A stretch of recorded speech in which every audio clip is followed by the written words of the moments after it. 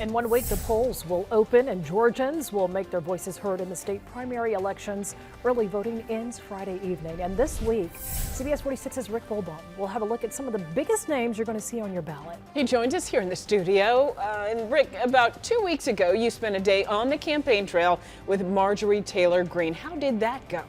Well, Tracy, the campaign invited us to tag along as the Congresswoman toured her district in Northwest Georgia. The freshman lawmaker has become a household name for her brash, take no prisoners style, and we got to see some of that firsthand while spending an entire day with her on the trail. With 435 lawmakers in the U.S. House of Representatives, it can be hard for members of Congress to distinguish themselves from their colleagues, to stand out. Not so with Marjorie Taylor Greene. The first-term Republican from Georgia's 14th congressional district is a one-woman headline-making machine, heckling President Biden during the State of the Union, butting heads with reporters. Yeah, hang on. Let's read it out loud. Let's read it. Okay, why don't let's you take be a look. honest for once? She's become a late-night go-to punchline. But now we have Nancy Pelosi's gazpacho police spying on members of Congress.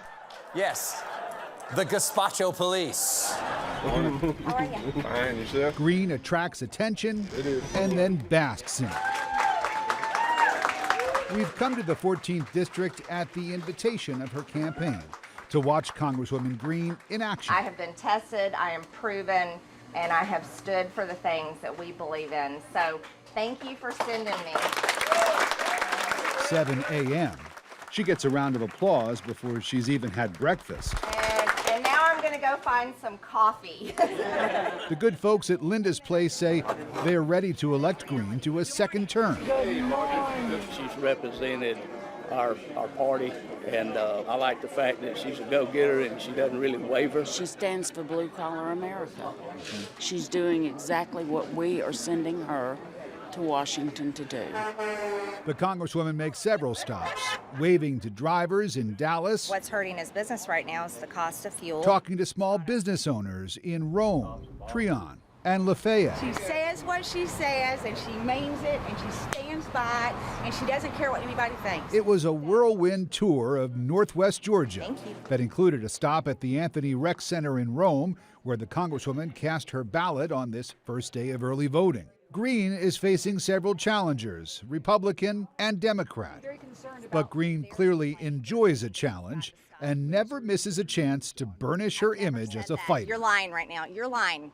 Nope, you're lying. Stop right now. As I learned when I asked her about a new report from the Anti-Defamation League documenting a 133% rise in anti-Semitic incidents in Georgia, including in Greene's 14th district. I wanted to know if she was worried that some of her past statements, considered offensive by many Jewish people, could inadvertently be contributing to the problem. You're lying about me right now. You don't even know what my real words are. When I showed Greene her own Facebook post claiming the Rothschild investment firm used space lasers to start wildfires in California, she didn't back down. This was your post under your name. Yeah. And you're talking about the Rothschild family, which has been at the center of anti-Semitic conspiracies I did since not the know 19th that. century. I have no idea. I'm telling you, I very much, what is this, 20 what? 2018. Okay. While her supporters were dismissive, we don't care, one of them told me, one constituent did. You cast disparaging things against the Jewish community.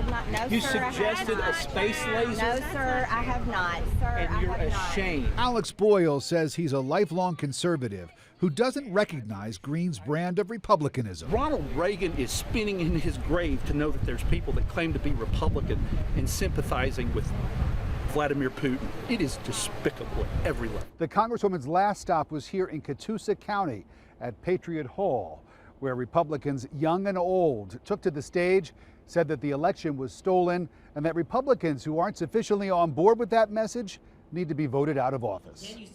Republicans here are charting a new path for their party, and they make no apologies for it.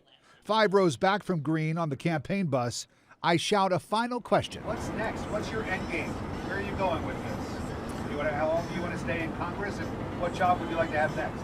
I don't know. That's a really hard question for me to answer. mainly, I just want to be effective in doing the goals I set out, and right now, that's only representing the 14th district.